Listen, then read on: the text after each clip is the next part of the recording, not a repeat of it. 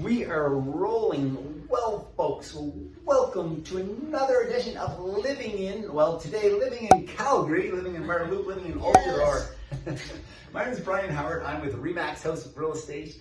And today on the show, we have the great Stephen Bleile from Parallel Property Solutions, or parallel.ca. Welcome, Stephen. Hey, thanks for having me, Brian. Appreciate it. Stephen and I met fairly recently when Stephen reached out to me as a property manager, and he's got a really interesting business model, which I said, hey, interesting, let's meet, I want to learn more. Stephen, what motivated you to tell us about Parallel Property Solutions? Yeah, hey, Brian, thanks for the big open-ended question there, because I'd love to do that. Brian, there's three things we do really, really well, just really quick. So we want to market properties, just really get them in front of the right people. Once they're in front of the right people, we want to screen the tenants, because anyone can get someone to call an ad. It's a lot harder to get the bad tenants from moving in, because it's easy to move them in, hard to get them out. So we really focus on screening, and then inspections is the third thing that we really want to do a great job of: move in, move out inspections, and then inspections all along the way, because that gives our owners a lot of clarity on what's happening in their property. So those are some of the things that we're really excited about. Oh, and that sounds like really smart. So why did you get into property management? It sounds like you've been in the business for a couple of years. Well, you've been in the business forever. Yeah. And your own business as the chief bottle washer, president, CEO, owner for a couple of years now. Yeah. Why did you start? Well, I've owned my own properties for about 20 years and 10 years as a professional manager. I eventually was a C-level person at another company, and I realized the complaints that were coming in were solvable. The problems people were having with their property manager were addressable. So I thought, well, I'll start my company and I'll address these really common concerns, like my manager isn't calling me back, my manager's spending my money without my permission. I thought, I'll address those, start my own company, and away we went. Interesting.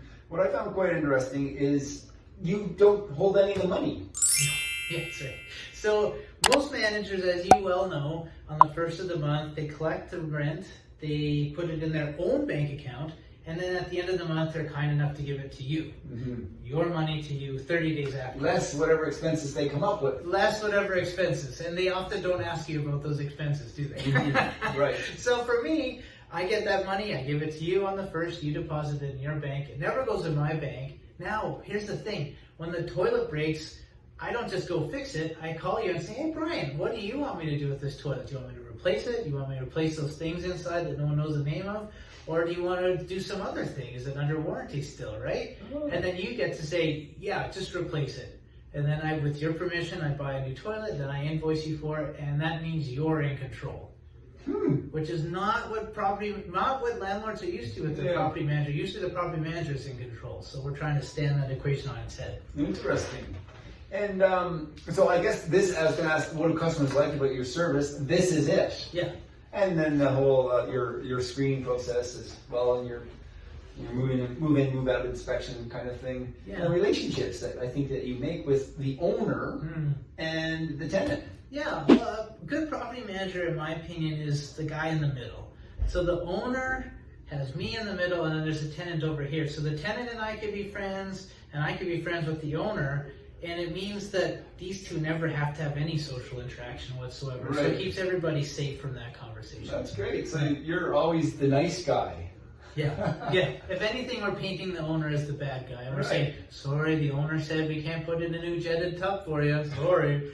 And then Tan's like, oh, well, you tried. And the owner needs to make his mortgage payment. He really wants his money. He really, really wants it. He knows he can't get in by the first, but he wants it by the third. Yeah, that's right. Good for you. You've done this before. I've done this before, yes. And so, anything exciting in your business that we should know about, or the viewers would be interested in knowing about? Exciting, geez. Is there anything exciting in property management? I'm just trying to think. We just marketed a property that had a oversized double garage in the backyard, but it also had a 200 square foot office in the backyard. It was a totally separate building from the house. So now I saw that on your Instagram account. I thought it was cool the way you marketed that. Home, you can work in your house, walk across the backyard to your office with 3 of your staff, and that was the coolest property I've ever taken to market. Very cool. Nice, very good. And here we are sitting in Altadore today in my office. You have properties in this neighborhood. Tell me, what do you like about our neighborhood? As a manager, it's great. It's so close to Mount Royal University. So we're able to get tenants. I mean, now Mount Royal shut down. Virtually, no students are here, but we love that we can have that continual flow of students. And we've run Airbnbs in this neighborhood as well, and they've been super successful too. You're in the Airbnb business too? Well, we do a little of everything. Well, we'll talk more about that after the show.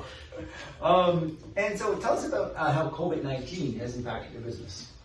Or has it? No, I mean, we're an essential service. People still have to live. They still have to get around. And honestly, I hate to tell you, but 99% of tenants who come to look at a house aren't worried about COVID. And 99% of owners aren't worried either. Okay. So people aren't really that. The media is drumming it down my throat, but I'm not sure everybody's buying into that. We are physically distancing though. We're 6 feet easily. How do people find you? What's the best people to reach? What's ways to reach out? Tell us your Insta handle. How can we help you? Okay, well, to get hold of us, it's parallel.ca. That's awesome, easy to type out. Oh, tell us about your name. Oh yeah, parallel means we're coming alongside you. So we're at your side. We're parallel with you. I really like his graphic. He's got 3 people kind of holding each other, pulling them up. Yeah. So it could be like pulling the tenant up into home ownership, possibly. Yeah. Pulling the owner of the home up. We got you a tenant. Yeah. Anyway, I like your logo. Okay. Parallel.ca. So parallel.ca, and then on Facebook and Instagram we're at Think Parallel. So you can see our latest properties there. You can see my son and I changing out a door lock. I mean, we put all sorts of things up there. Cool. And is there anything that our viewers, obviously if they're looking for property management, they can reach out to you. Any other ask of the audience today? Yeah, if you know someone who has a rental property who is either a do-it-yourself manager or someone who has a manager and you've heard them grumbling, send the grumblers to us. We'd love to change that situation into something where they're celebrating their property manager so they can contact us. Stephen, beautiful. Thanks for being on the show. All right, thanks for having me. BH out.